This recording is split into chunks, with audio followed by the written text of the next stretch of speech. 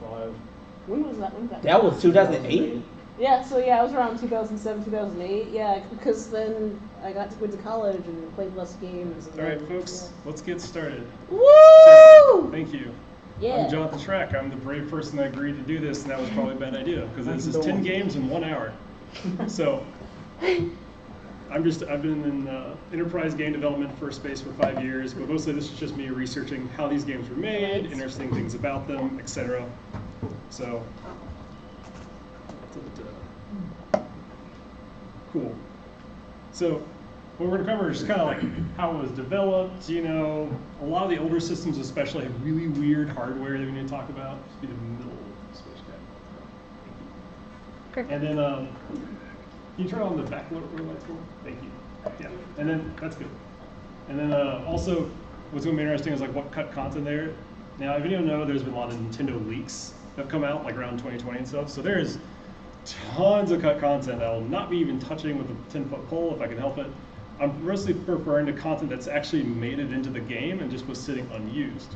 Because that to me it means that, hey, they actually did try to work on this and decided to cut it later. Whereas a lot of the cut content in the leaks are stuff like, this was some guy's idea on a sticky note somewhere, so it's like, cool, what if Link had a lightsaber? All right, is that cut content? No, it's just some dumb idea, you know? So obviously, not going to be talking about lore, game design, theories, aesthetic choices, unless they're related to engineering, because there are people who made entire YouTube careers. You've all heard it. If you're fans, you've heard 1,000,000 hours of podcasts discuss that stuff. Not going to cover handheld titles. I'm sorry, just because I got to draw the line somewhere. If we have time, I can actually pontificate about the Game Boy titles, but there. CDI? Boo! No, just not even going to touch Boo! that. Why can't we talk about them? We can talk about CDI, it's just nothing really interesting to talk about. It's just, there's not really much there. The only goofy thing about the CDI Zelda, yes, they have those infamously, hilariously bad animations. We can talk about it later. After the program. Can we do it after? Yeah, after. The only interesting thing about that is that the company that had made it, which was Philips, thank you. They had hired, I believe it was an Italian animation studio, and they said, just go hog wild, we need to show off what our system can do. That's why those are really weird. But anyway, also not going to touch the spin-off titles, all right? So no co-expo trading? No, because a lot of times, like most of the talk is like talking about like how these were made, and so spin-off titles usually are on the same system, and so it ends up being the kind of the same design constraints, so it's just be repetitive. So before we get started, I want to do an informal straw poll, right? So I'm going to go down every game I'm going to cover tonight. I'm going to ask, so this is a show of hands. I'm asking a question. It's like, do you think that this game has a disc component or if it's cartridge only? All right? So Zelda 1 on the NES, raise your hand if you think it is some disc component. Nobody? All right. 0? Oh, wait, no. I want to raise my hand. I wasn't paying attention. There you go. Hurt my feelings. Zelda 1 is, yeah. I'm not talking about re-releases or anything, just the original release. Oh, I too. All right, so two people for that. Okay. So everyone else thinks it's cartridge only, right? Yeah. So it's Disc component. just some sort of disc. So wait a minute, like, but do every no. What counts as a disc? Like Like a disc floppy with disk? a K, disc with a C, floppy. Either, any, those are all considered discs. Oh, okay, well Okay. then yeah, disc. Yeah, this. So it's like 1, 2, 3, 4 people. How many people here total? I'll just say that's everyone else thinks it's a cartridge. 1, 2, 3, 4, 5, 6, 7, 8. So we have 4 and 4 split. All right. Moving on to Zelda 2, same question. Who thinks there is some kind of disc component with it? 1, 2. Wait, so no, what? I'm going with cartridge. Don't worry, this is not for a grade. I won't put this on your public record or anything. We're just separating the olds from the young from the very old and the hardcore. All right, so moving on. Super Nintendo, Link to the Past. Who thinks there is some disc component with Link to the Past, or who was cartridge only? Wait a minute. The whole point of this question is that we're going to see that Nintendo likes to flip back and forth a lot. You know, we started cartridges, we went disc, and now we're back to cartridges. But it's just kind of interesting. A lot of people don't realize how old some systems were. So Link to the Past, Super Nintendo. Show of hands if it has a disc. Or some disc component or whatever. What about the? So I got one person. Oh, we're not talking about the BS stuff. No, I'm not doing handhelds. No, the BS, like the broadcast station. Oh, I'm going to touch on that, but no, I'm not going to count that. That was really weird, and it's hard to say. Talking about Satellaview. Okay, so everyone else is 7 people that. Ocarina of Time, some kind of disc component. This is N64. So I got 2 people.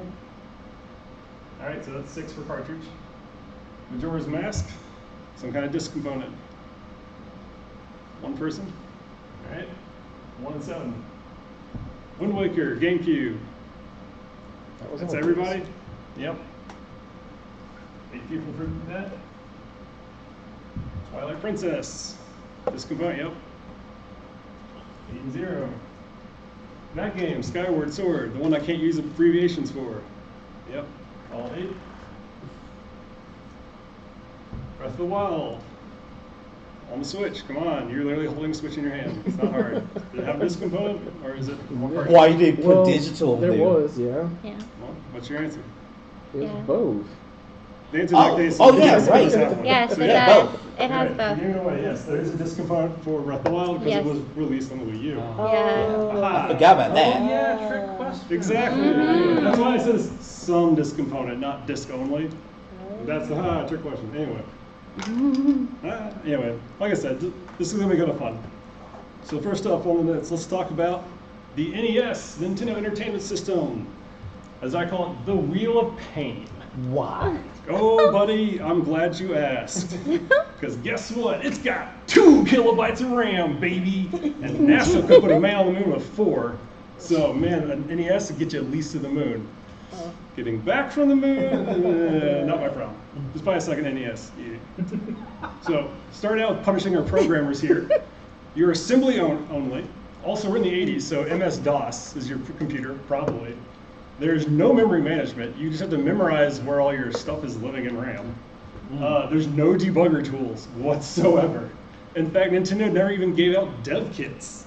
See what this is on the right here? This is a third-party company that hardware hacked an NES so they could connect the bus line to their PC to run data right on the hardware. Third party having to do that because Nintendo would be like, ain't gonna give you shit. Sorry. And also, you want to play sounds? You got 4. What are those 4 sounds? I don't know, not my problem. That has to do your soundtrack, your sound effects, your everything. Oh yeah, what is assembly again? Assembly, as in like doing binary. Oh, 0, 1, 0, 1. Yeah, 1. assembly Oh, instruction. gotcha. Now, obviously, if you're doing assembly programming, Right. you're going to be using English tags. Yeah. I think I saw it too.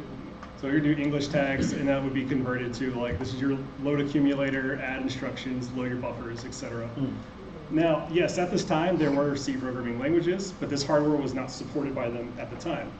There are a few Mad Lad studios out there that actually still publish NES games, and they've actually created C compilers. But that's not really the case here. So this was at the time of the launch. If you're working on it, good luck.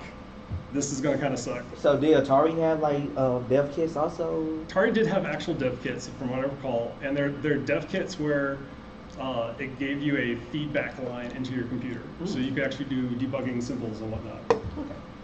So now let's punish the artists. See these colors? That's the only colors you got. That's it. Sorry, go home if you don't like it. Back then, this is again pre-Photoshop. We're still running MS-DOS. Nintendo made all their developers use graph sheets and actually graph it out. Key thing to note is it actually also lists the color palettes on screen because there is a limited amount that there can be. Those are 54 colors total. You can only have 64 sprites and another second 64 sprites set for your background. Each sprite can only be 8 by 8 pixels. Each sprite can only have 1 color palette, which is 3 colors. There can only be 4 color palettes at any given time. Bless you. Thank you. Yeah, that's kind of rough. Now you might be thinking like, wait a second. Yes, original Super Mario Bros. Looks like that, obviously. Very limited color palette. But then you see stuff like Super Mario Bros. 3 looks like it could be a Super Nintendo game. One of the powers of the NES is that, yes, you could only have these color palettes. However, at any time, you could actually just change the color palette. The NES's didn't have a graphics chip, it had a picture processing unit. However, on old CRTs, the way the screen was rendered, it was drawn line by line and then left to right. So they would actually count instruction cycles per line. And so they say, all right, on the 30-second instruction cycle, we know we're at this space on the screen, switch the color palette. You know, they could do that to cheat and get more colors. So, this is an example of one of the sprite sheets from it. And this is from the original Zelda 1. You'll notice a lot of stuff that Link is always fits into that square. That's 8 by 8. That's why he's got limited colors. Now I know you might be thinking, wait a second, Link is looking kind of Dorito orange. The Triforce is three triangles. There's red, green, and blue. Oh my God, was this a Doritos tie-in? We have the triangle of nacho cheese, the triangle of Cool Ranch, the triangle of what are the green ones called? No, this is just limitations. And later on in games, what they would start doing is they would figure out, hey, we'll actually make a big sprite out of multiple smaller sprites, and that's how we can cheat it and actually get more colors on the screen. So, quick question. I know a lot of people here are either programmers or artists. Are any of y'all like business analysts or marketing or sales or anything? No? Dang. Well, I'm gonna punish them anyway. I have a bonus one. If you were a business Done person at the marketing. time trying to publish games on Nintendo, the guy you have to pay the licensing fee to, the guy that you have to pay to make the cartridge, and the guy you have to compete against. There's a reason why Nintendo has dump trucks of cash. Back in, I think, 2016, they even said they have enough money in the bank to run at an $80 million deficit for Love that 20 years. And that was before the Switch came out. Yeah. Are they still a private company or are they public? They are publicly traded in Japan. Okay. You can buy Nintendo stock.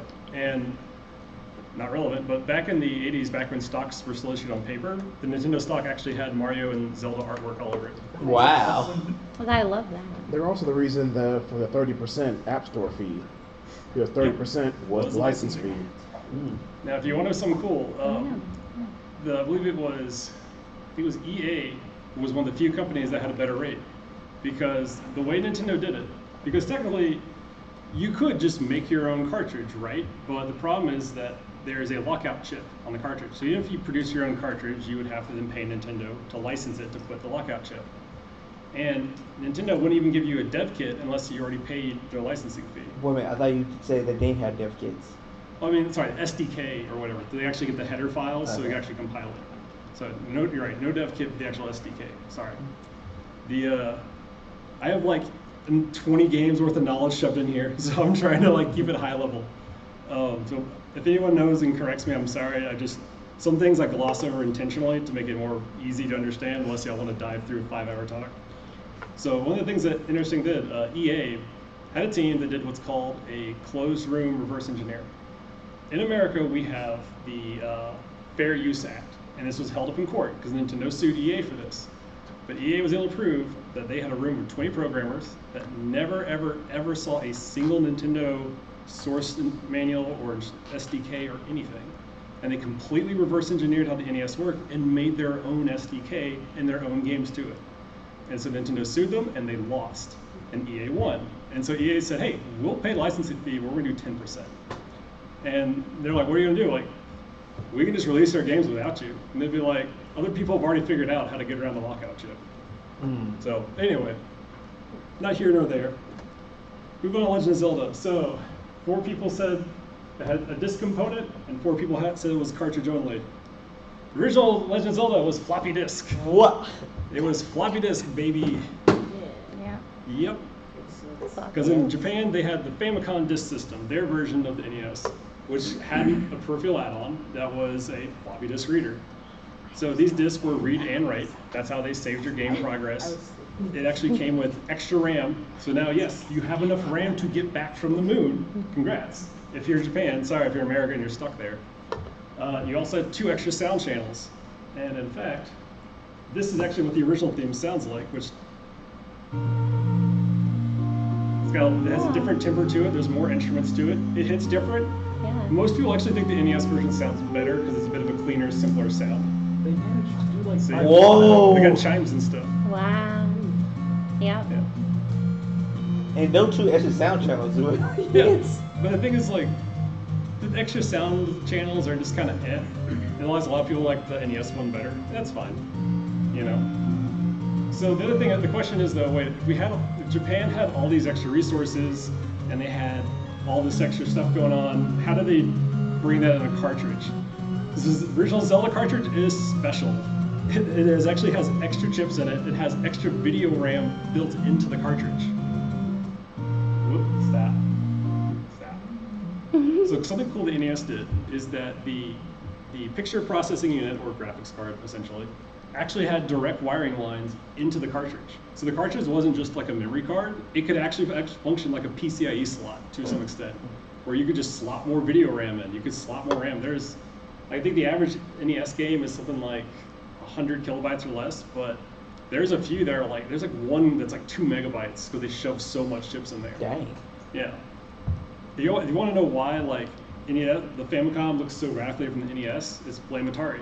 Famicom is a top loader, just like Atari, just like ColecoVision, just like all the other games. But when Nintendo came to America, they're like, oh crap, Atari video game crash. No one's trusting video games. Oh, this isn't a video game, it's an entertainment system. And look, it looks like a VCR. Yeah. That's why. They're trying to make it look everything they could to not look like an Atari. Yeah, it looks fancy.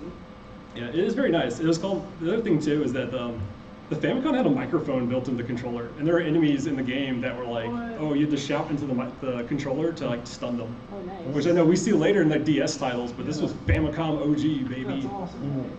So here's something wild. You know I said that was 2 kilobytes of RAM.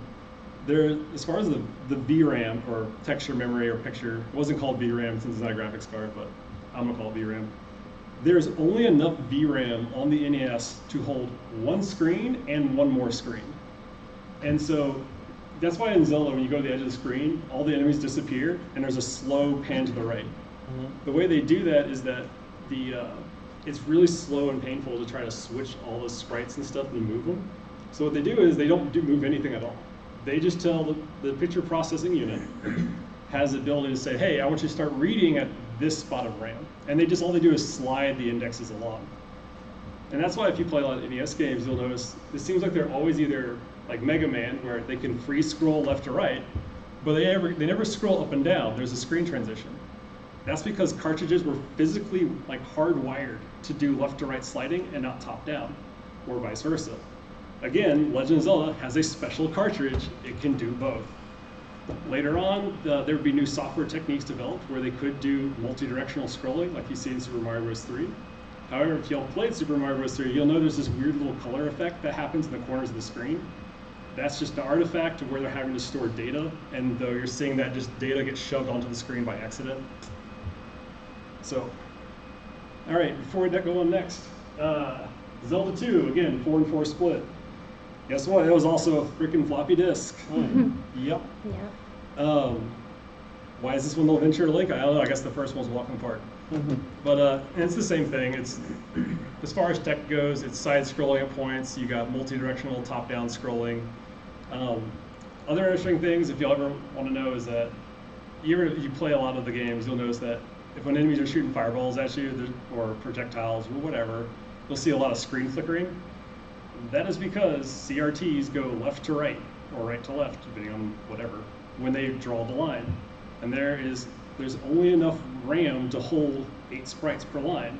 So if you have more than 8, they have to start turning them off and on to make that match. However, as soon as that CRT gets down the next row, hey, we've gotten more RAM again. So that's why the flickering is always horizontal, never vertical.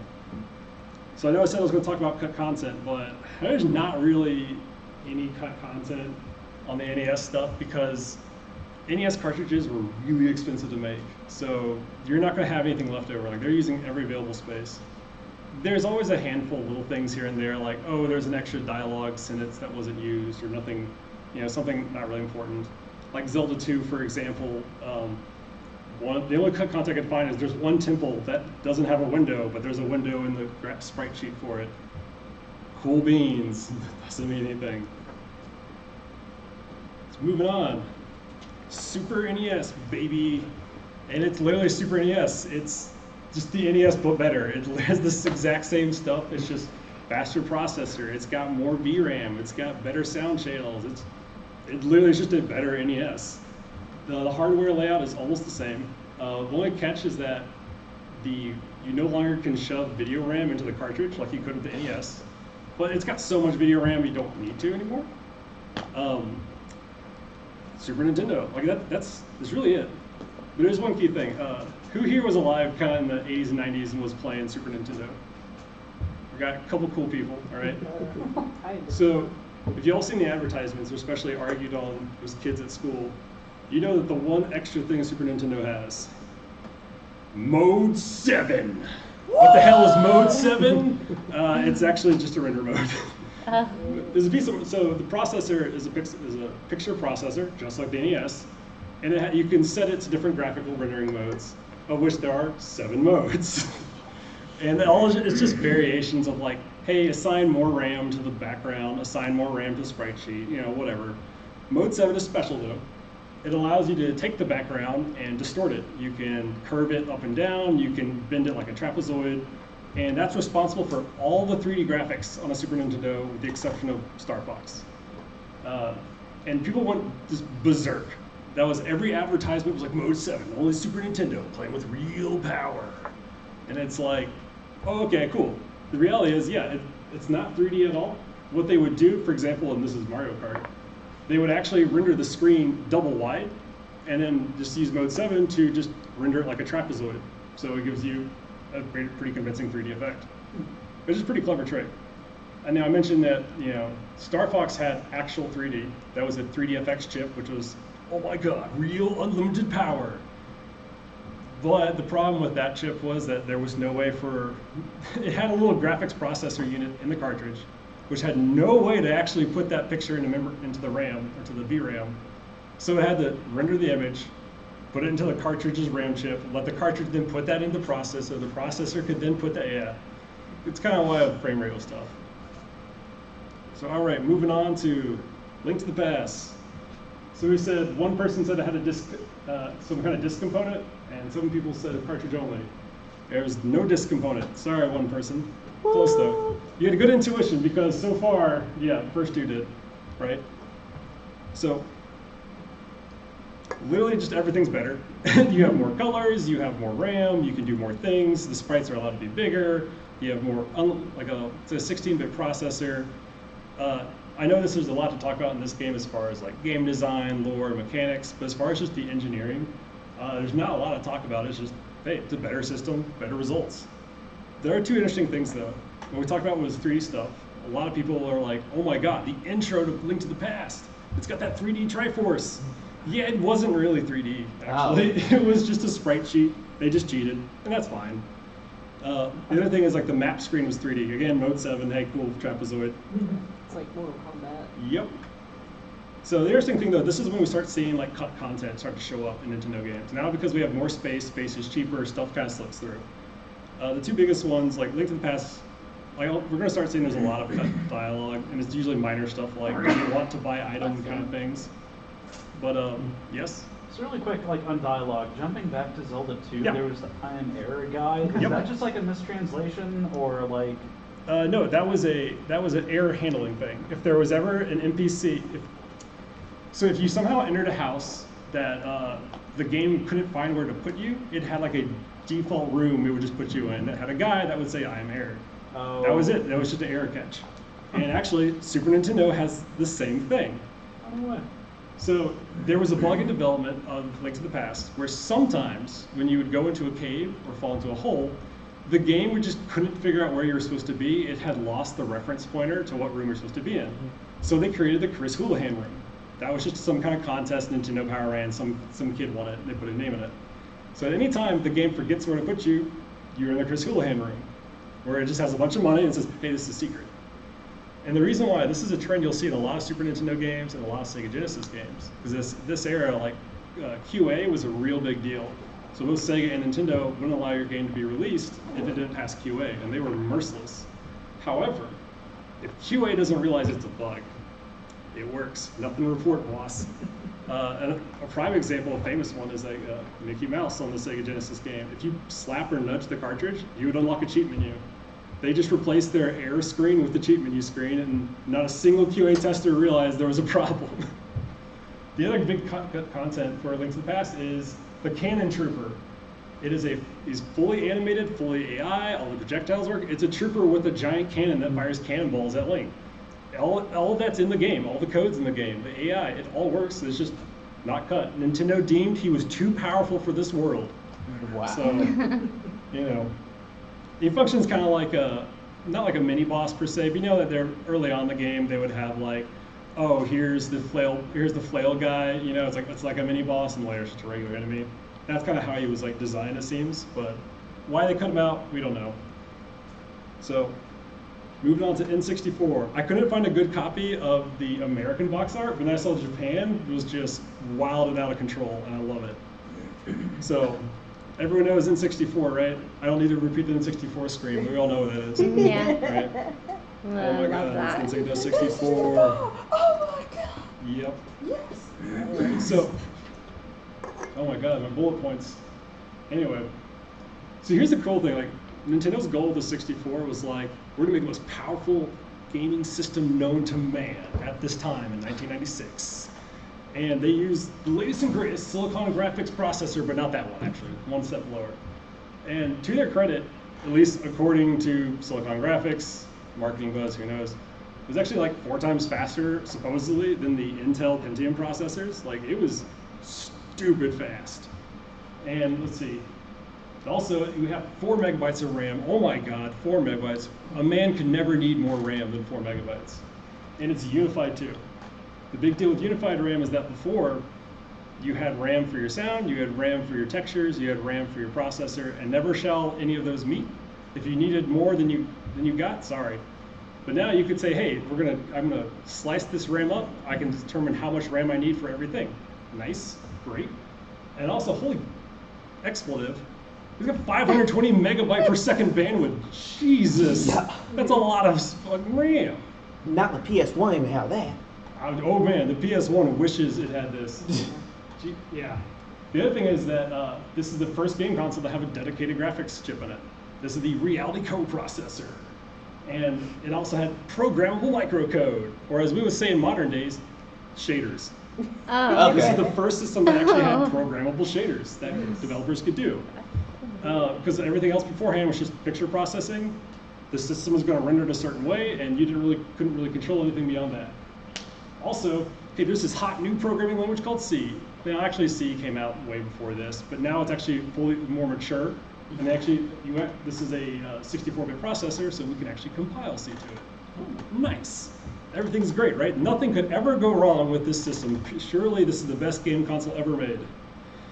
Well, there's props. So the GPU only had 4 kilobytes of VRAM. That's not a lot. Oh, that's very little at all, actually. The biggest problem is that, yes, that big 4 megabytes of RAM could do half a gig per second once it got started. It was like a fire hose. If you've ever seen them hook up a fire hose to hydrant, they turn on the water, and yeah, there's enough water pressure to lift a man off the ground, but it's going to be a few minutes before it gets there. That was the biggest problem. It's just, you can only have tiny textures to put in the texture memory because you'd be waiting all day until Christmas to actually load them off the RAM chip. The other problem is, hey, we have programmable shaders. Oh, but you're not allowed to do that. Sorry, Papa Nintendo got you. You can just use my shaders. Can you program your own? No. Okay, why? What's the point, Nintendo? Well, you're kind of just, what's the point of having this? You're not gonna let us touch it. But the problem is also, like, they just didn't have it documented. And so there's rumors that even Nintendo themselves weren't sure how to do it correctly because it was like one guy wrote it all. What? One man, yes. You can actually find, I forgot what his name is. It's like something. Satoshi? No, it's something like that, like Satoku or something. But if you like take almost any N64 ROM and search his name, if you find it in there, they're using the pre-made ones he wrote for Nintendo. So there are 2 ways that this has always been around. There was a standard one, which is 32 by 32-bit textures, which looks crappy. Or what some people figured out is literally faster to pull the texture straight from the cartridge into the VRAM than it is to go from the onboard RAM. So that's why a lot of later games, like Turok, for example, they store raw, uncompressed textures. However, again, that's expensive. That's extra hardware you have to put into your cartridge. So it was like $100. Yep. So this is what actually custom microcoded. This was at the very end. It wasn't Factor 5. This is some of their code. They reverse engineered the whole stack and wrote their own shader code for everything. And it's like, come on, play again. It actually, like, we have like real-time shadows, we have dynamic shadows, we have reflections. This could go toe-to-toe with some PS2 games, honestly. Yeah. But this is one of the very last games released, though. That's insane. And at that point, that's because at that point, Nintendo was like, yeah, we don't care. We got the next thing we're working on. It's fine. So, Wow. a lot of the biggest push was actually Factor 5. They're famous for like Rogue Squadron series. They are known for pushing it to the limits, and they actually became Nintendo's golden child for a while because of that. Like, supposedly in some of the stuff for the GameCube, they just asked Factor 5, like, hey, got any recommendations? So, oh my god, where's my mouse? Not there, here we go. All right. Oh god, I don't want Windows updates, I'm doing a presentation. All right, let's talk about Ocarina of Time. So we said 2 people said there was some disk component, and 6 said there was a cartridge. They had a disk. It had a disk, and it's 4 expansions. it had a disk. The reason why Nintendo 64 was designed to have a disk drive attachment like the Famicom. And yes, the disk drive was never released in America, and I know well, it's kind of a cheap trick here, but here's the catch. The reason why I include it is that all the code for the disk drive is still in the production cartridges for Ocarina of Time. It all works too. Every single bit. Like people have actually, you can look up a game called Legend of Zelda Dawn and Dusk. It is a full Ocarina of Time expansion content that uses an actual disk drive like source kit that they reverse engineered. You can burn it to an actual disk drive if you have one from Japan, and it will play it. The thing is with Nintendo is like this was their plan. The disk drive actually had, besides the discs were readable and writable, so like Famicom, it also had a network component. And their plan was to sell downloadable content for Ocarina of Time. On Nintendo 64, that's freaking wild. So there's actually a lot more here, but we'll go to that and cut content next. So here's the problems they kind of ran into was that C was kind of still a new language to the team, like because all these were Super Nintendo developers had done nothing but assembly and MIPS, and it's like, okay, cool, C, new language, we're working on it. And if y'all remember, Ocarina of Time struggled to hit 21 frames per second. But I'll have to give a shout out to what we call One Function Man, Kazuki Morita. If you look in the game credits, there's one person that is attributed with writing the fishing minigame and all the boss code. So there was an effort recently to reverse engineer Ocarina of Time to complete source code, which is legal in America. And it's all on GitHub. You can actually find the entire game's decompiled source code. And the reason why that team calls that man One Function Man or One Function Mori is that all the boss code is one function. I don't mean each boss gets its own function. I mean there is one function for every boss in the game. Yeah. And they say that, like, yes, they've decompiled it into C, but they actually have some suspicions that this part may have just been written in assembly by that guy. And that's why, because with assembly, it's going to decompile into one giant function on C. So even the cutscenes for the bosses? No, those are different. Just the boss's AI. Dang. Okay. Yeah. So the other thing, let's see. This is the video I was going to show. This is what 32 pixel textures look like on Ocarina of Time.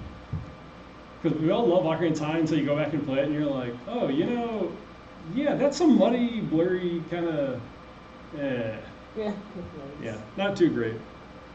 So that was their workaround for the texture memory. And this was Nintendo's own dev team. Like, they were working on this game originally with the disk drive in mind. The disk drive, you know, it actually had more memory. It actually had 8 megs of memory, kind of the same stick that the Famicom had, where it was, you know, an extra words are hard, man. Extra memory and RAM. So the other thing is, like, this was so early on, like, they didn't really, as you saw, like microcode example, like after life cycle, people figured out how to optimize, how to work with this correctly, etc. But at this point, they were the first team on the ground. They started development while the N64 was being developed. Yeah, that's pretty rough. But here's the cool things. The engine they built for Ocarina of Time ends up being used for almost the entire series. They hold like their actor and scene and room engine, not the official name, but that's just kind of what some comments refer to it. What they call an actor is what we would call a game object. What we call room is what we would call static geometry, and what they call scene is what we would call scene. It's what most modern game engines use nowadays. This is kind of their terminology. Talking about, like, but you Unreal also use those terminology because actors. Yeah. Yeah, this is one of the earliest examples of that I can find. I don't know if they made it themselves completely, or if this is most likely just a bunch of people kind of had the same ideas. You know, it makes sense. It's a very simple thing. And something else really cool, I don't know where else to put it. The Dark Link fight is basically multiplayer. in the game, every enemy is basically just a mesh, a model, and some AI code to control them, except Darklink. So in game development, you have a player controller, right? What a player controller is a big pile of framework code that controls all the inputs from the player, and it shows like health and heart and UI updates, and it controls the animations, the models. That's the big package to move yourself around. They duplicated that for Darklink, and actually it is just second player, except they have an AI simulating button presses on a virtual second controller. Wow. So that's why if you ever look on YouTube, you can actually find where people have made multiplayer mods for Ocarina of Time. There are 4-player mods because basically the code is already there. Okay. So that whole Darklink fight is actually a PvP fight. It's just they have an AI controlling it. So come on, Nintendo, let us fight our friends. So, come on. Next slide, you can do it, I believe in you. There we go. Okay. That was weird. All right, here we go. So now we're starting to get to this is where we're going to start getting into the meat of it.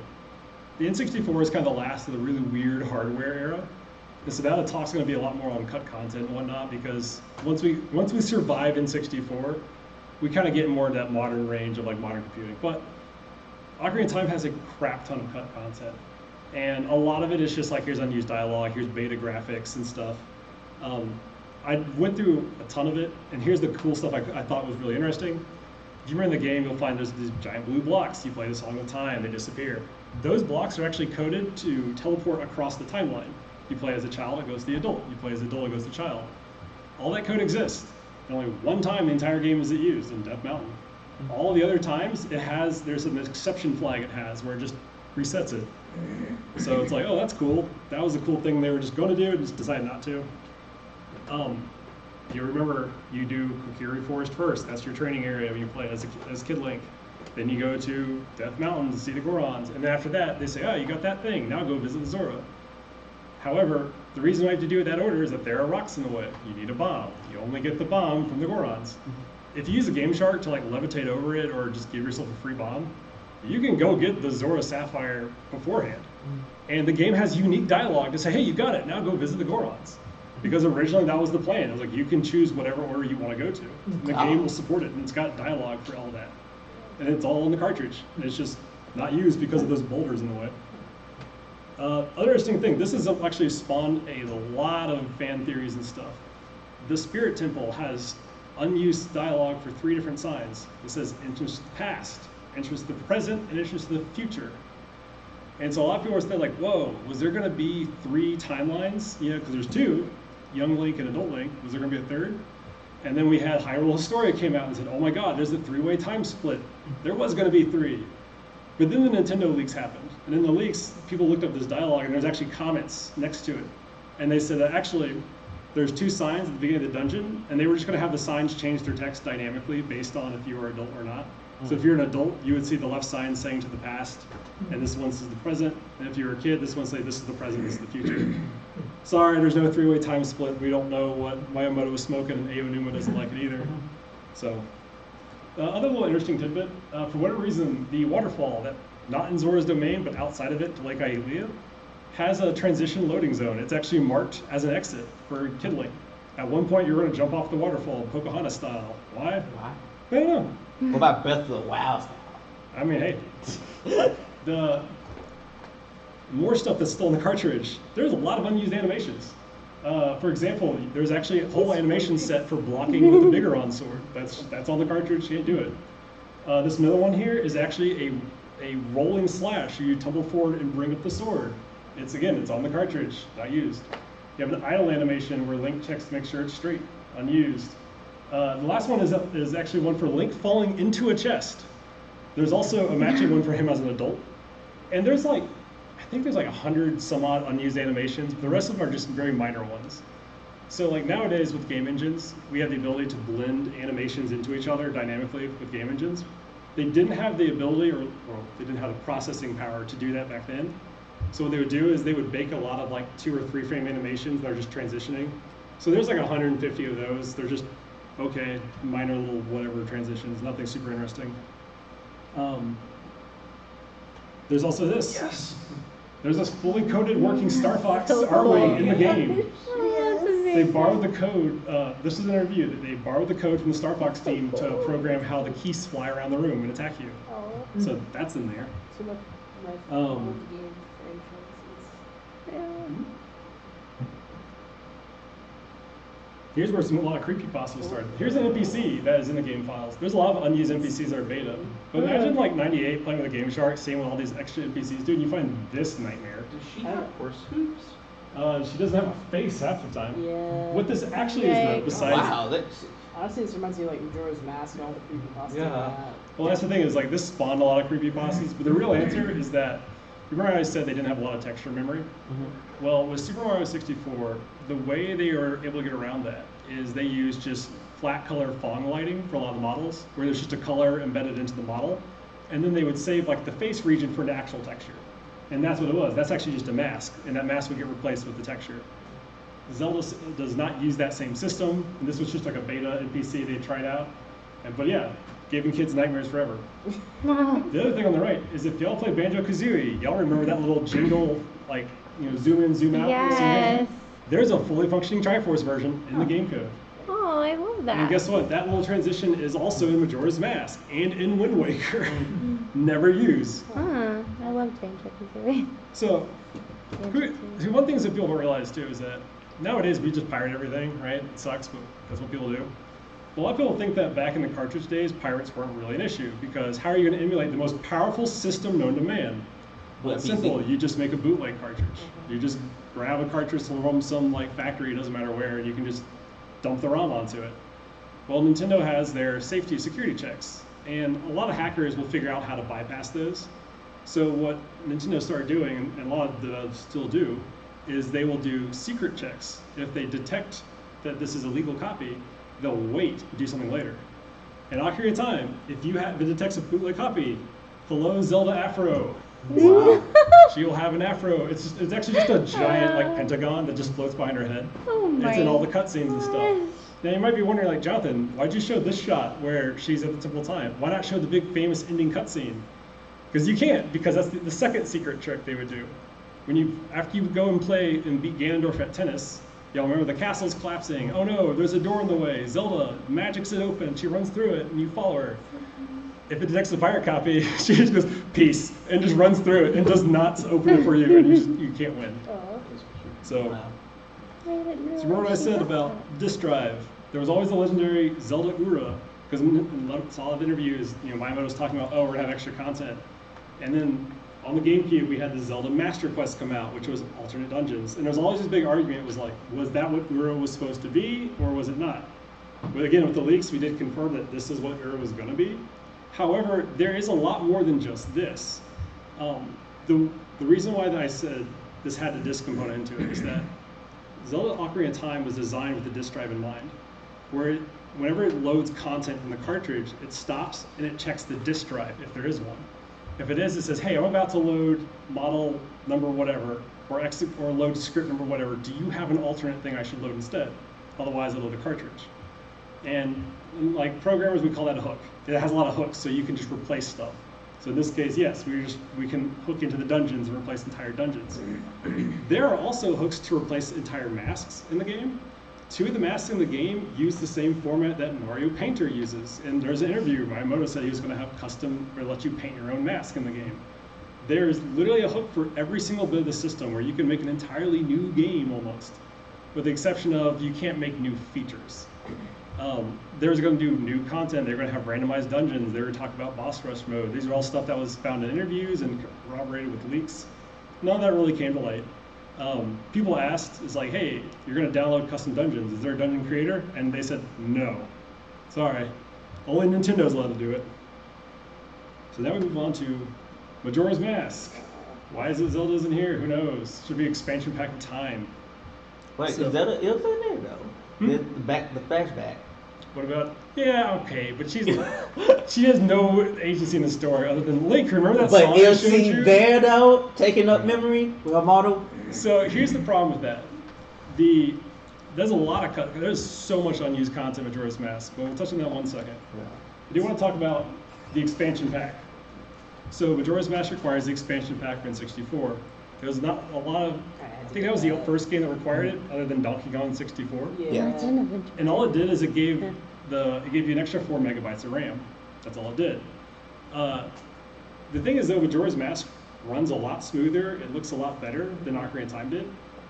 But here's the question: it's running on the Ocarina of Time engine. In fact, there's so much unused. They literally started with the game and just started changing stuff. There's so much content from Ocarina of Time left over. Why does it need the expansion pack and Ocarina of Time doesn't? I wish I had an answer for you on that, but I can't find anything concrete. A lot of people think that, oh, the expansion pack fixes the graphics. It doesn't though. That RAM is still the regular 8 megabyte RAM. That's super slow to start. It does not give any more memory to the texture mapping. The only thing we know is that it's just this system from the reverse engineering team that's working on it on GitHub is that it's just better coded. Like they figured out more tricks, more optimizations to make, and it's just better developed. It doesn't seem to use all 8 megabytes of RAM either. So why is it needed? There's always rumors that like you'll hear for every single game that's like there was a bug in development that they couldn't solve that needs the expansion pack.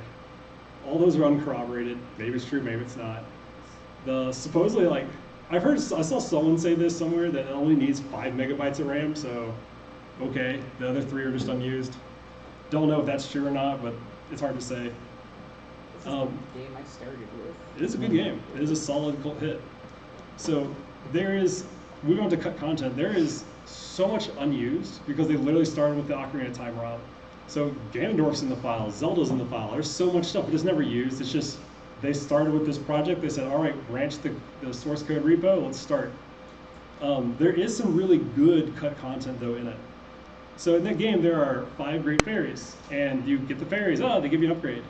There originally are cutscenes, and these are still on the cartridge of her training, like Link how to do the sword spin attack. It is the cutest thing I've ever seen. She shows him how to spin around and stuff. Aww. This is fantastic, and these are on the cartridge.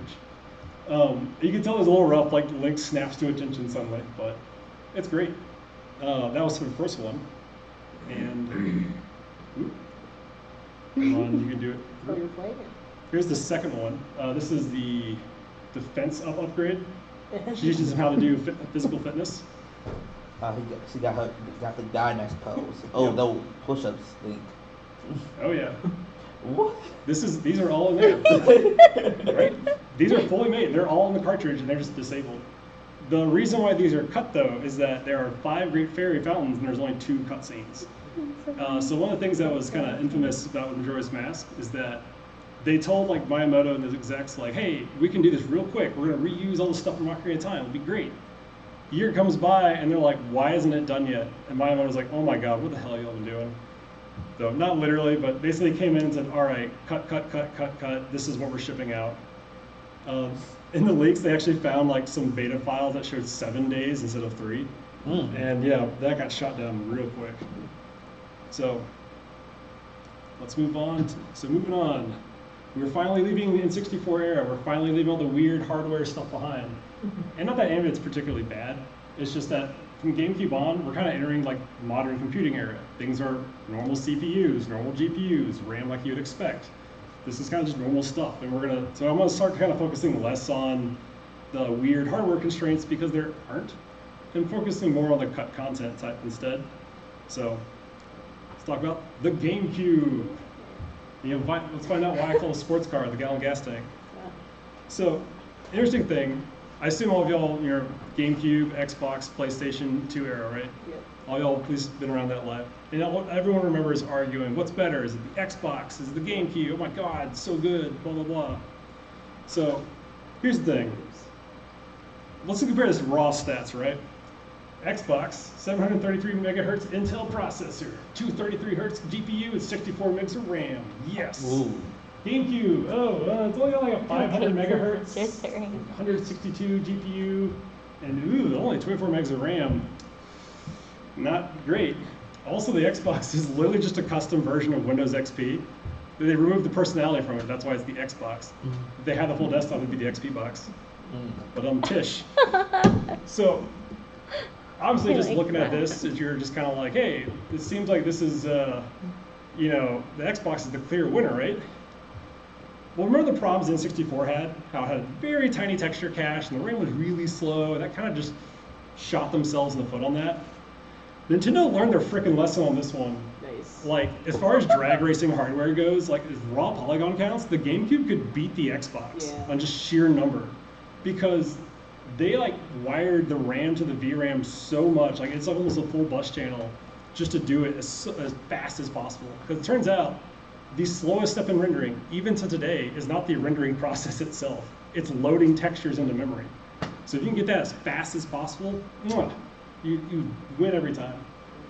However, doing raw polygon counts, that's why I just call drag racing the hardware, because it's kind of like drag racing on the street. That's not how real driving is done, except for Memphis. To be fair though, in this case, what they're comparing is that this is as many polygons as possible. Every polygon has 3 textures on it. There's full lighting in the scene. There's full reflection maps. This is trying to be real, but at the same time, it doesn't have any CPU calculations. So that's why it's like, not exactly a fair comparison, but still. On the average game, it was toe-to-toe with the Xbox on literally inferior hardware.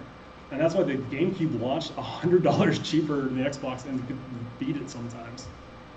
But everyone knows the Achilles heel, the frickin' mini discs, yeah. So the problem is that in this era, there's been new advances were made in rendering technology. There's the invention of the physically based rendering pipeline, PBR, aka not the drink. So physically based rendering was a technique said like, hey, we can get really nice looking graphics by using a lot of extra textures. So as before you had like a model with a diffusion texture for your color and maybe a bump map, for some like physical looking texture on it. But now you have a normal map for your light directions. You have tessellation, you have height map, you have all that stuff. All that stuff works by throwing tons of texture images at a model. Those take up a lot of space. The Xbox has 8 gigs on the DVD. GameCube has at most 1.5 gigs. That ends up being the Achilles heel. So, yeah. But there's a reason why Nintendo chose the mini disc. Because, remember what I said way back on the NES, the guy that you have to pay to make the cartridge for? Turns out Nintendo owned the only factory that made mini discs. Wow. So no one could pirate it because how are you going to pirate a mini disc? You don't have another mini disc to put it on. And here's another fun kicker. Their mini discs are special. They actually have a key is actually physically carved into each disc at very precise points. So the GameCube, when it boots up, it'll run the first, I think, line of code on the outside of the disc to show the logo or whatever the company. But then the disk will spin to those key points, read the data carved in, and then check if that data matches. And it was impossible to do that at home because that's physically carving the data, and it was down to the sub-millimeter, supposedly. This is not part of the talk, but I'm gonna tell it. Action Replay defeated the DRM checking. Because they discovered that the data that Nintendo read was being put into RAM. It would read the data, and then after it was done, it would check the RAM. And they discovered that the key was the same key every time. It was the word Nintendo in plain English. And remember I said it runs the first 2 lines of code or whatever? Their first line of code would be spam Nintendo at the RAM. And they would leave a section of the disk blank. That way there would be no data to read and no data to write. And oh look, there's the word Nintendo. Must be a legit game. Anyway, here's another kicker. So this is original Nintendo. You can't really see on this projector. You see this little notch right here? The DVD disc reader on a GameCube is a full-size DVD reader. If you took a Dremel or whatever, it can read a full DVD disc. Now the firmware is hard-coded to not expect it to read past the 2 inches, but there are mod kits that were just it's not like a new laser. It was literally just a little chip to flash the firmware. So yeah, now it's a full DVD. That's wild. I had no idea. Because I saw someone joke, I get to take a Dremel to your GameCube. Turns out it reads DVDs. I'm like, you're fucking joking, right? But I feel like the GameCube was underrated. So the GameCube is a powerhouse. Yeah. Like I said, the problem is the mini disc ended up being the Achilles heel. So that's why I say it's like the sports car with a gallon of gas tank. Yeah, it's great for that first gallon. I still say the Nintendo GameCube had the best looking games. Yeah. Yeah, if they had a DVD, a full-size 8 gig, I mean, they probably would have just destroyed Xbox. But really, that generation was won, quote unquote, by online play. Yeah. Microsoft gambled on that, and they won the gamble. So moving on to Wind Waker. I own a boat. Everyone says disc component. That's correct. There was never a cartridge for Wind Waker. So there's not a lot of crazy weird things to talk about because there's, again, the hardware at this point is still normal hardware, except for that RAM thing I was talking about. So in game engines, we use occlusion culling, because occlusion culling determines, hey, we have a 3D environment, we have a player, we have a camera. Why are you wasting time rendering what's behind the player? They're not going to see it. Don't waste time rendering what's behind that wall. They're not going to see it. So the catch, though, is that takes up time to calculate. The CPU has to take every object in the scene, do some math, and say, is this visible or not? Well, so remember the GameCube's processor is on the slow side, but the RAM is stupid fast? Yeah, so it turns out it's literally faster if they don't do that. They just literally render everything all the time. Even, this is from Polycount forums, this guy Warby found out, like, there's a lot of grass in Wind Waker. They love to show it off. Yeah. Typically in game engines, they use batching to like render all the grass at one step. Not here. They render it 1,639 draw calls just for the grass. 60 FPS, baby. Wow. Man, like I said, it is the sports car with 1 gallon of gas. It is fast. And here you can see this is Outside Island. Everything is rendered, literally everything. Don't stop. It is faster to not check for occlusion culling. And that's a technique I've still seen today. Even Oculus in their VR has actually recommended that sometimes. They said that if your scene is very optimized, it is oftentimes faster, just try turning it off and see if it's better. So it's not like a weird trick that's exclusive to Nintendo, but that is something that they did a lot on the GameCube. So everyone here has played Wind Waker, right? Yep. I played it. Yeah, the everyone's demo played it. stuff. Second game. Zelda game Do you need it? So here's a question. I guess this is informal. Did everyone like Wind Waker? Anyone here like not like it? Like, I never beat it. It's I okay, never right? played it. Yeah. I feel like it was the most hated at the time. Yeah, well, everyone hated how it looked until it came out, and everyone loved it. Yeah. Ironically, Miyamoto also hated the look, but grew to love it. The interesting thing with the Wind Waker, I think, is like you play it and you're like, oh, this is such a fun high seas adventure. It was great, and then you replay it and you're like, this is a really kind of empty game at times. It is, yeah. So you would think there would be a lot of cut content because of that. There is cut content, but not as much as you would hope. One of the biggest things I found is you remember how at the very beginning of the game, your sister gets kidnapped, you go to the pirate base, you get your butt handed to you, you go to town, cool, time to go do dungeons. You get the fire dungeon, you get the forest dungeon, and then you're gonna go do the water dungeon, but homeboy left. Yeah, so that dungeon there's no dungeon in the game, there's no secret files. But the weird thing is, Jaboon, the big fish god that gives you the blue rock that you need, he's got full death sounds in the game files. Like, they made a bunch of death and screams for him. That's kind of weird. Other things too is like, there's a lot of remnants of the Tower of Gods. Like, there's just a lot of extra rooms. But there just kind of looks like they were testing and debugging, not super interesting. There's also water boots. These are still in the game files. You can activate them. They have no model and they don't do anything. But Link puts them on. What are they gonna do? Who knows? They're cut. Other thing, there's a radar points in the game. There's full code to show all the enemies on the radar. And literally it's a game chart thing just to set a flag to true. It shows it. Now I know everyone was like, okay, I played Wind Waker, I loved it, except for, yes, it's a lot of padding. It feels like there's missing dungeons and stuff. There does appear to be a few missing things in it. First off is this room on the left. This is, again, in the production game. It's like this weird cathedral. It's got stained glass. There's nothing else like it in the game. The catch is it's with the Tower of the Gods assets in that same kind of structure. So it may have been a prototype. Don't know. On the right is a bell tower. That's definitely a beta for the Tower of Gods, even called as much. The bell tower is too small, so they just remade it. And there's like 100 other like unused rooms, but most of them are just beta rooms, like alternate setups, and some of the alternate setups are just, there's an extra pot. There's not an extra pot, whatever. So here's the next part's really interesting. Everyone remembers that point in the game where you go below the water, you're like, oh my god, it's Hyrule, it's all here. Wow, it's been under the water this whole time. However, you kind of get disappointed when you realize, oh, you can't actually go and explore it. You know, right? It's just like, oh, it's over there, but you can't really explore and walk there. So what's weird is that Hyrule has full collision for everything, and you're not allowed to go there. Interesting enough, this part right here, this is the invisible wall to stop you on the Japanese version. Japanese version, that's so low, if you jump and use the Korok leap, you can just get over and just wander around. In the American version, which was released like, I think, a month or two later, a lot of the American versions end up being version 1.01, and one of the things is they raised that up because their testers found that out. It's just that the disc had already shipped by the time. So yeah, full collision for that. And also, you know when you would go to like a new area, it would show you a little banner card like, welcome to Outset Island. There's a banner card for Hyrule Field. So it really does seem like they were actually going to have it at a point, Dang, we need a Wind Waker too. right? Or maybe just finish the first one. Yeah. So Yeah. the other thing too is a motif that they loved in Wind Waker was the having dungeons having exterior bits. Like on the famous one is Dragon Roost Island. You know, before you get to the boss, you go out a little door and there's a little like walkway outside the mountain. You're like, oh my god, I'm so high up on the mountain. And if you go back down your boat, you can look up and you can see that a lot of video games, they'll actually just use like a billboard, like an image placeholder geometry there for stuff you can't get to.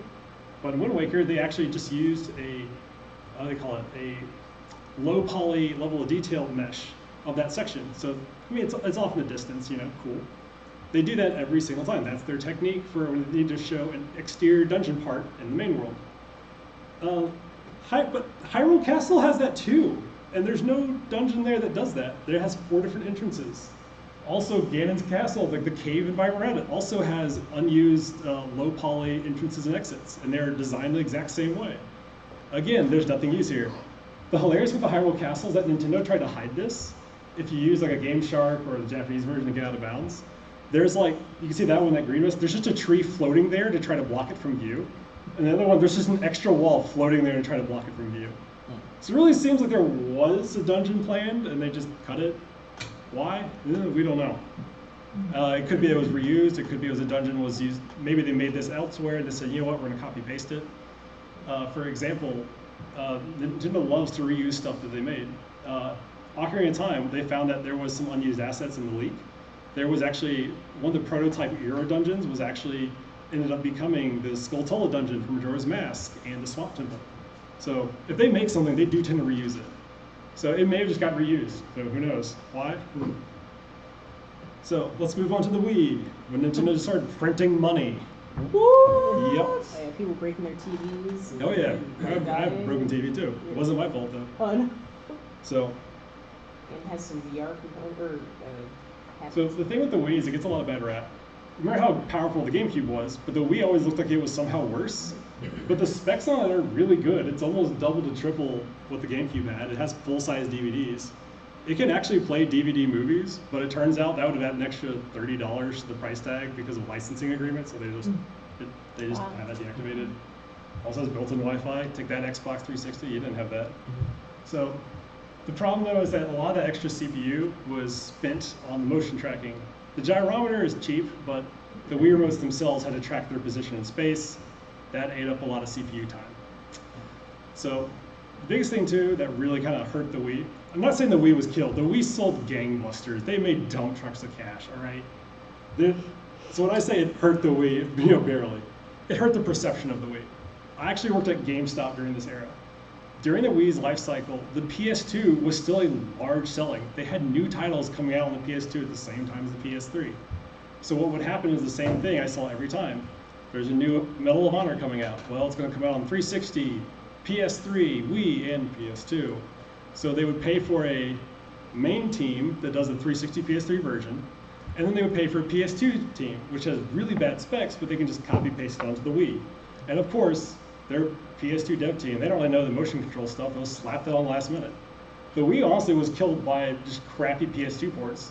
There's only a handful of games that were actually developed for it that are really good. One of which is Red Steel 2. Everyone remembers Red Steel 1 and how bad that was. It was so bad they fired the entire dev team that made it.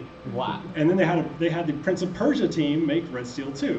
Why did they call it Red Steel 2? I don't know. It has nothing to do with the first game, and it's amazing though. It's really good. I still haven't played it. Bro. It's so good. Oh my god. That was one of the first Wii games I had, and I didn't play Real Steel 2 because of the first one. Red Steel 2 is amazing. Yo, Red Steel 1, I played that game.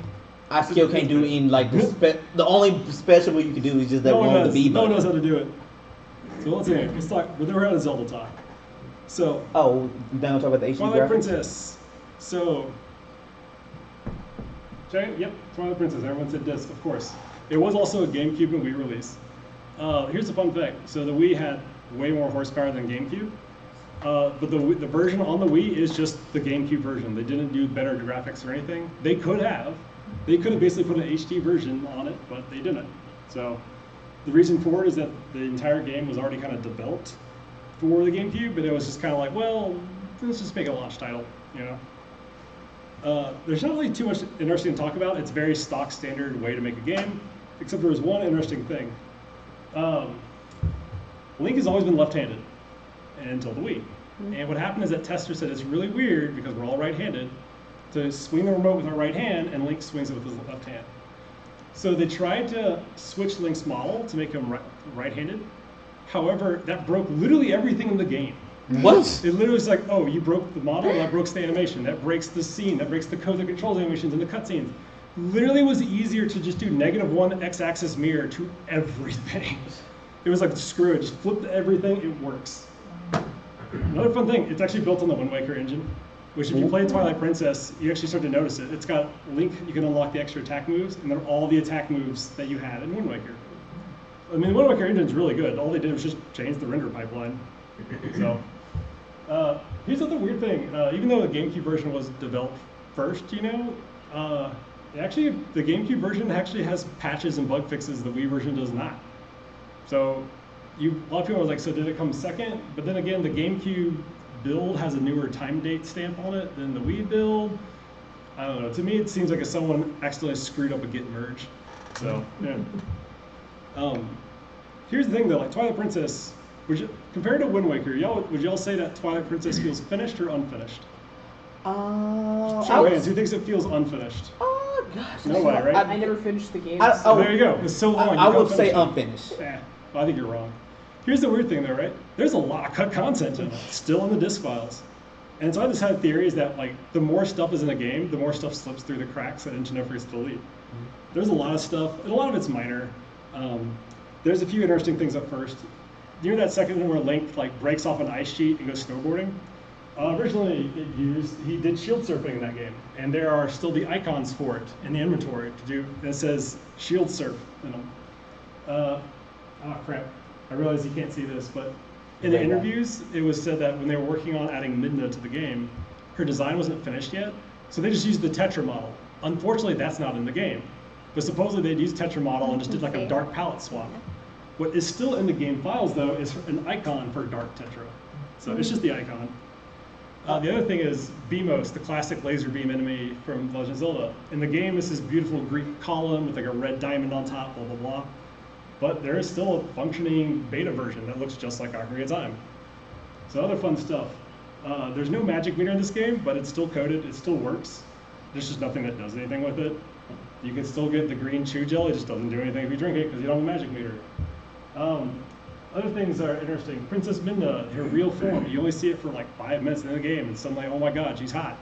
Well, a lot of times like characters that wear dresses or clothing, they never actually bother rendering or detailing like their bodies underneath it, because why would you bother? They have clothes. Midna is fully modeled, and for obvious reasons I cannot show it in this slide. So it's like, okay, that's interesting. Beginning of the game, y'all remember you're learning how to be a wolf, and you have to go steal a sword from Russell, who had beat up by some monsters. Yeah, originally you had to attack him and steal it from him. Like, he has animations for getting attacked, so he's all beat up. And Midna has full dialogue for it. Like, she eggs you on, like, you gotta do it. You need that sword, Link. What are you gonna do about it? And if you do it, she gives you so much crap. She's like, why would you do that? You just mauled that man. He was all injured. Isn't he your best friend? And it's like, Jesus, Nintendo. Nintendo said you wanted it dark, I'll paint it black. But anyway, I always thought that. Also, here's a fun thing. Ganondorf has like a monologue in the game's files. Originally, he only has like 2 lines. It's like, oh, my descendants will fight, blah, blah, blah. He's got a long monologue. Well, in all the other Zelda games, when there's a cut dialogue, a lot of times it's Japanese only, and they never translate it because it was cut. His has full Japanese translations. It's like a page-long monologue of him just doing an evil villain speech, and just cut it all to the last 2 lines. You'll remember at the end of the game where there's all the Twilight people that you convert back and whatever. They don't do anything. They all have dialogue, and it's all translated. It's just nothing interesting, though. They just say stuff like, thank you, Link. Oh, you gotta go fight Zan. So, that's all the minor stuff. Now we get to the cool, weird stuff. The Goron Voltron, baby! This is a beta boss. I don't know how to describe this, you just gotta watch. Oh my gosh. Wow. This is in the game files. What the heck? Oh my god. Yep. So you remember in the Fire Temple, you fight that big Goron guy? This is probably the beta version of him. What's curious, it looks like he's made out of Gorons. But wait, it gets weirder. Just wait. He's clearly not finished, but because he doesn't have a health bar, only his like one leg has collision on it. He doesn't really have proper AI to attack you. But come on, dude, do some damage. It's. I swear to God, this guy was faster when I watched this earlier. But I think I was watching all my YouTube videos on times 2. Here we go. Yeah, if you don't damage, he splits off into all these other different Gorons. I saw like the pictures of this, and I'm like, oh, so they just had a dude and they just copy pasted. No, those are all Gorons. They all have AI. They actually have idle. They'll mill about until you get close, and they merge together Voltron style. Nintendo, why didn't you give us this? It's amazing. But guess what? In Tears of the Kingdom, there's an enemy just like this. Not Gorons though, but hey. Okay. No spoilers. I'm not saying nothing. It's not plot relevant. It was in the trailer. Yeah, it's in the trailer. Here's Yeah, another one. it This is is. a fully coded, fully finished, fully complete sound effects AI and all, a mini boss where you fight a big Armos. Pretty The only time you see big Armos in the game is like the light statues you control, but this is like a full-on fight. Like, yeah. Here's the interesting. He's completely invincible except for the green gem on his chest, and he hits like a freaking truck. I've never You have to played figure out how to shoot it with arrows. You climb on ledges and stab it. It's fully finished. Why didn't they use it? I don't know. I think it was too complicated. Either that or it's just pacing, because this was at the point where it looked like it was supposed to spawn was like way through the end, near the end of the light temple, and that's kind of a long temple doing a lot of puzzles and stuff. So I don't blame them if they said, you know what, it just feels like too much. Yeah, But and it's plus, just interesting to see like this was completely done, and they decided, you know what, yeah, just delete flag from memory. So I regret not finishing this game. let's see. You still can? All right, Yeah. and then we got this guy. don't put underrated. Underrated. It's not a bad game. It's just Is Ganon still the enemy in this game? sure. why not? Well, you want to go Yeah. deep into Legends Literally of the Lord. ask for everything. So His the thing name is- is Demise. So the thing is that with Zelda games, almost every Zelda game is like an A, is somewhere between an A minus and A plus. This one is a B. It's not a bad game. It's just not really a great game from Zelda, because like it's kind of like got the Wind Waker problem times 10, where it's just there's so little content in the game. You have this beautiful sky, and there's nothing in it. I would do that. There's only 4 dungeons, and you have to go to them twice, and that's it. No. It's 4 environments, and you gotta go to here. But the environment itself is just part of the dungeon. There's nothing to do in it other than get to the It dungeon. was multiple dungeons. They probably got like 2 for Yeah. each. It's just like, oops, all dungeons, but yeah. The dungeons aren't bad. Like, the dungeons themselves are fun. It's just, it misses a lot of what's supposed to be a result. But this is engineering talk. So here's something really cool. A lot of times, you know how that as objects fade into the distance in Skyward Sword, they would turn into this brushstroke painterly effect. It's really And pretty. it's really beautiful, really pretty. A lot of people criticize the game for this because they thought that the Wii couldn't render these graphics, so they have to hide it. Turns out that's false. You can use a game shortcode to disable it, and it can render the entire environment completely crisp and clear. So the other thing is like, that's the only interesting thing from like an engineering standpoint, because otherwise it looks same engine as Twilight Princess. It looks a lot like it, just slightly different aesthetic and color palette. As far as cut content goes, surprisingly, just almost no cut content on the disc. The game as empty as that, you would think there'd be a lot more. The only thing I could find is that the Gerudo Desert has an alternate map, where it's just, instead of being 2 parts, it's just glued together. That's it. Like, that's really strikingly odd that there's nothing there. I found some interviews with some developers, and they talked about, they spent a lot of dev time trying to get the sword mechanics right with the whole Wii Motion Plus. So it's reasonable to assume that it probably ate too much development time. Yeah. Hard to say. Nintendo kind of has this unofficial policy of what you got at release is what you're going to get. We're not going to go back. We're not going to add new things. We're not going to retcon it. Even though Miyamoto has this stance that every game is just retelling the same story, so he can retcon whatever he wants because every game is a retelling. Mm-hmm. So I'm like, why don't you just retcon it to a better game? But yeah. Now let's move on to Nintendo Prints Money Part 2, Electric Boogaloo. Was there a system in between this and the Wii? I don't know. So,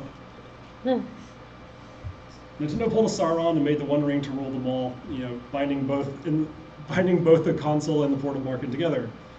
And this is all recent. We're all still playing on Switch. There's not a lot of interesting stuff to talk about other than it's basically just an Android tablet using a 5-year-old processor at this point. The key thing here is that, which is weird, is it's not weird for Android. It uses a tile render GPU. If you've never developed for Android or Oculus Quest, tile render GPUs are kind of annoying. See, normally a graphics card is kind of laid out like a waterfall. At the very top, you have your VRAM where you load in all your models, your meshes, and your shader code. Trickles down into your vertex processors, and all that trickles down to your fragment shaders, and all that gets put out to the frame buffer at the very bottom. That frame buffer is wired out to HDMI. But modern graphics love to use post-processing effects. And that requires you to take that frame buffer and drag it all the way back up the waterfall. And as you can probably guess from my metaphor, that is a slow process, relatively. Slow being a millisecond or two. But if you only have 10 milliseconds, that's a lot. Well, thing is though, VRAM and frame buffer RAM is really big, really expensive, and uses a lot of power. Well, the way they get around it is that ARM figured out a trick. They said, hey, we can just instead, we'll make just a tiny little frame buffer that goes for one chunk of the screen. And we can just divide the screen into 16 chunks and do them all like next to each other, rapid fire. Nice. It's less power, less RAM, less price, less heat. Fantastic. The catch though is, if you need to drag that image to post-process it, you now have to do that 32 times. So Nintendo still does it. You see it in Super Mario Galaxy and Breath of the Wild. It's just that they optimize their render pipelines. They only have to do it one time. Whereas traditionally, if you're on a desktop with a regular GPU, you might pull that frame buffer like 4 or 5 times just because you can. You shouldn't, but you know it's not going to hurt you. You got a modern desktop graphics card. So the other cool tricks they used, it's a 720p screen, because it turns out that when you're looking at a small handheld screen, your human eyes, anything higher res than that is kind of just wasted.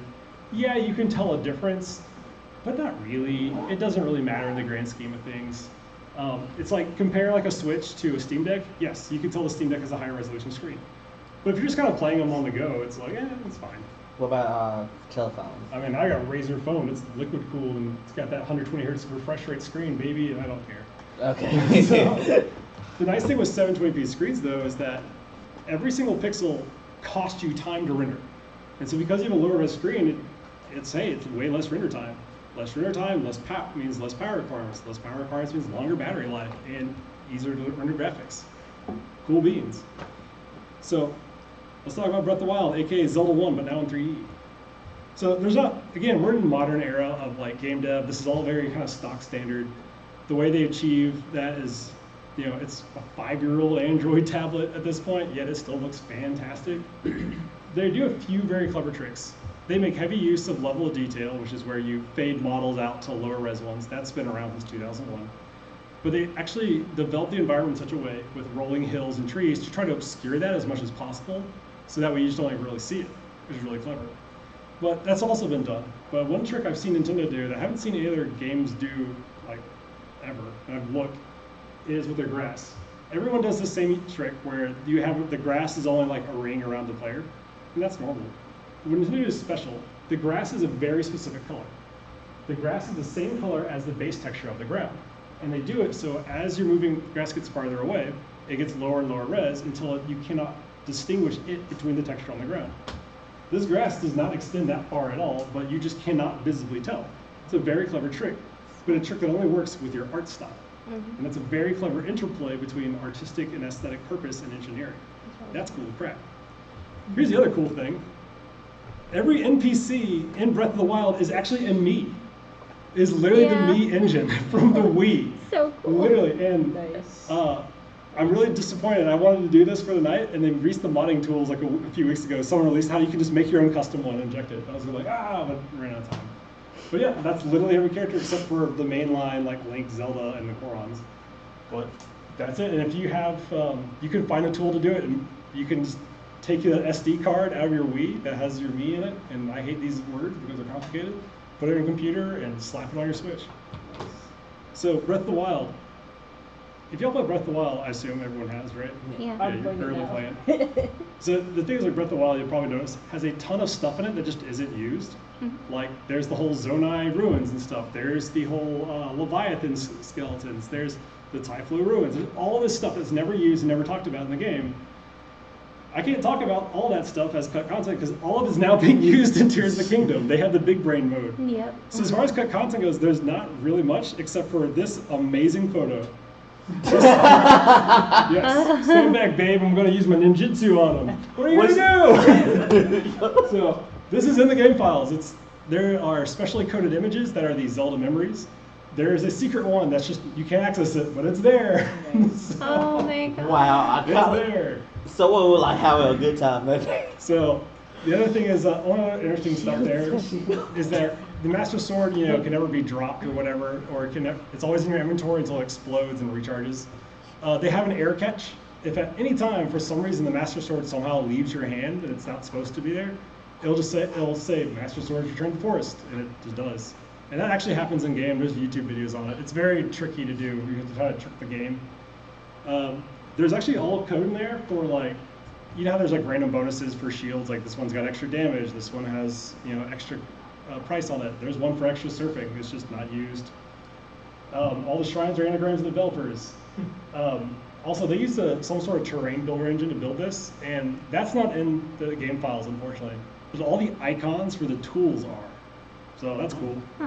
But yeah, that's it. Breath of the Wild, all the unused content is used later, so whatever. That's it, because I don't have enough time to talk about Tears of the Kingdom. It just came out, and Link's Awakening, I don't do releases. That's a console one, or a handheld one. I think we're out of time. So questions I can try to answer, because I have a lot of notes that I had to cut down for this presentation, so I know I was kind of drinking. Y'all are having a drink from a fire hose. I am not an expert in Nintendo, obviously, but if y'all have random questions, I can try to answer it. I kind of want to. It's kind of based off the idea of Dark Link being a player 2 mode. I was wondering, is that also how AI for fighting games works also? Not normally. Some games can. It's just that there's a lot of extra code that goes into spawning an instance of a secondary player controller that's just not needed. Because technically Dark Link's character has access to an inventory system, and it's got access to all this other stuff that's never been used, but it's wasting space. So that's not normally how it does, because it's just inefficient. Now they might, depending on the game, every game's got a different architecture. The way I've seen it done is that what they'll do is they'll have the fighter be independent of the player controller. Simply in a fighting game too, you typically don't use even a proper player controller. You're just, horizontal movement only. So you have 2 fighters, and then there's just a controller middleware to interface with them. Dark Link is just special because Ocarina of Time was, they're trying a lot of stuff. Oh, also, bonus. Everyone here loves Ocarina of Time, right? Yeah. So in the Giga leak from 2020, there was, actually before the Giga leak, there was a F-Zero X developer cartridge found. And these cartridges are double sized, they have a lot of extra memory in it. And someone said they ripped the ROM from it, and they said, hey, the F-Zero X ROM is supposed to be this big, but I got this much data. Turns out there was a beta of Ocarina of Time on it. And there's a lot of stuff there. That could be an hour-long talk by itself. But here's the fun things. In the beta, every medallion from every temple is a usable item. You can use it to cast a spell. That means every temple gave you a magic spell, and it could be used on an arrow. There were elemental arrows for everything, including dark arrows, which could make enemies attack each other, like we see in Tears of the Kingdom, because Nintendo recycles ideas they don't get to use. So that's it. That's all I got. I know a lot more other stuff about handhelds and stuff. There's no more time, but that I'll subject you. The Game Boy is basically just a portable NES. Oh my God, it literally just is. That's how hardware is designed that way too. All right, now I'm done. Okay. So the CDI stuff, though. There's nothing to talk about. I did look into it. It's just. Can we go through all the disc and cartridge stuff? Oh, I'm sorry. Breath of the Wild. Yes, it had a disc component. We talked about all these are all discs. The only really the catches are here. No one expects Ocarina of Time to have the disc component. Majora's Mask, you could actually argue if it did, but I disagree. The expansion pack on N64 was designed to be used with the disc drive. But the problem is, I don't count Majora's Mask because they don't have any of that disc drive code in there, like Ocarina of Time does. Is Majora's Mask the only non-traditional Zelda Ganon? Well, Ganon? There's more. A lot of the handhelds go in that direction. Okay. Link's, almost all the handhelds kind of avoid that, I think, because they have Link's Awakening. You're fighting the nightmares. The oracles do whatever the oracles do. The only ones I haven't played. Well, no, actually, if you eventually combine the two games, the Ganondorf is the true enemy. If you want real cut content, there's a third Oracle game that was never finished or released. So yeah. And I think in the 4 stores, the main bad guy is Vanti. He's Bonti. Yeah. And I don't know about Link's. Is it the what? Link 3DS Between one? Worlds. I've never Yeah, played Link it. Between Worlds. I don't know who the bad guy for that. It's a different guy, not Ganondorf, right? The thing with the handheld games is that after Link's Awakening, almost all of them were made by Capcom. And until Link Between Worlds was just back to the original Nintendo EAD team. So it almost feels like it's not really fair to review that because, as you can see, Nintendo does a lot of crazy stuff because they make their own hardware and they know how to abuse it, push it past its limits. But Capcom is a third-party developer, which is really good at what they do, but I have to draw the line somewhere, otherwise we'd be here till midnight. Like I heard the Minstrel was very I'm good. just, I'm just What's curious up? what made Majora's Mask like so different. Sorry, from- I'm not assuming behind him. Are there any discrepancies in the cut content between the Wii U version of Breath of the Wild and the Switch version? No, not that I could find. Okay. That actually holds true for a lot of stuff. For example, Wind Waker that has those like extra geometry, extra dungeons and stuff. All that is in the HD version. The cut Voltron Goron boss also in the HD version. Although the Armos Knight was actually missing his textures in the HD version. A lot of those, it's like they actually just took all the code and it looks like they did the minimal amount to just make it work on the system. And may have paid $60 for it. Yeah. They would also like touch up the render pipeline usually, but it looks like Nintendo has a strong policy of like, don't change the game. So I think it's a lot of it. They're like, all right, we'll leave that behind. I know there's a few discrepancies with cut content usually, but it's never anything interesting. Okay. It's usually just like, there was extra dialogue here, or there was like, oh, this game had the Wii remote, this one does not. So, Now, all this stuff, you can find almost all this. There's a site, a wiki called the Cutting Room Floor, TCRF. That's where people like catalog all this dump data. Ocarina of Time is like pages and pages. You can spend hours going through that one. A lot of other sources I pulled from this for how games were developed are there's a YouTube channel called Modern Vintage Gamer who does in-depth, detailed dives on all the hardware.